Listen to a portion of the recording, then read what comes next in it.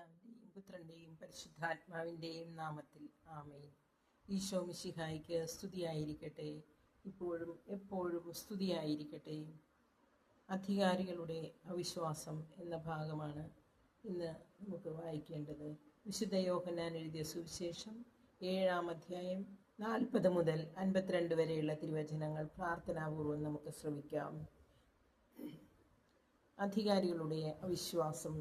ഈ വാക്കുകൾ കേട്ടപ്പോൾ ഇവൻ യഥാർത്ഥത്തിൽ പ്രവാചകനാണ് എന്ന് ചിലർ പറഞ്ഞു. മറ്റു ചിലർ പറഞ്ഞു, ഇവൻ ക്രിസ്തുവാണ്. എന്നാൽ വേറെ ചിലർ ചോദിച്ചു, ക്രിസ്തു ഗലീലിൽ നിന്നാണോ വരിക? ക്രിസ്തു ദാവീദിന്റെ സന്താന പരമ്പരയിൽ നിന്നാണെന്നും ദാവീദിന്റെ ഗ്രാമമായ ബെത്ലഹേമിൽ നിന്നുമാണ് അവൻ വരുന്നതെന്നുമല്ലേ വിശുദ്ധ ലിഖിതം പറയുന്നത്. അങ്ങനെ അവനെക്കുറിച്ച് ജനങ്ങൾക്കിടയിൽ ഭിന്നതയുണ്ടായി. ചിലർ അവനെ ബന്ധിക്കാൻ ആഗ്രഹിച്ചു, എന്നാൽ ആരും അവന്റെ മേൽ കൈവച്ചില്ല. സേവകന്മാർ തിരിച്ചു ചെന്നപ്പോൾ പുരോഹിത പ്രമുഖന്മാരും ഫരിസേയരും അവനോട് ചോദിച്ചു, എന്തുകൊണ്ടാണ് നിങ്ങൾ അവനെ കൊണ്ടുവരാത്തത്?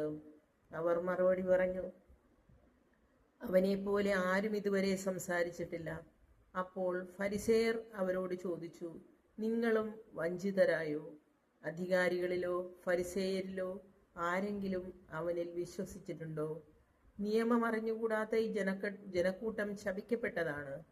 മുൻപൊരിക്കൽ യേശുവിൻ്റെ അടുക്കൽ പോയവനും അവരിൽ ഒരുവനുമായ നിക്കോദേമോസ് അപ്പോൾ അവരോട് ചോദിച്ചു, ഒരുവന് പറയാനുള്ളത് ആദ്യം കേൾക്കാതെയും അവൻ എന്താണ് ചെയ്യുന്നതെന്ന് അറിയാതെയും അവനെ വിധിക്കാൻ നമ്മുടെ നിയമം അനുവദിക്കുന്നുണ്ടോ? അവർ മറുപടി പറഞ്ഞു, നീയും ഗലീലിയിൽ നിന്നാണോ? പരിശോധിച്ചു നോക്കൂ, ഒരു പ്രവാചകനും ഗലീലിയിൽ നിന്ന് വരുന്നില്ല എന്ന് അപ്പോൾ മനസ്സിലാകും. ഓരോരുത്തരും സ്വന്തം വീടുകളിലേക്ക് പോയി. കർത്താവിൻ്റെ സുവിശേഷം. ക്രിസ്തുവേ, അങ്ങേക്ക് സ്തുതി.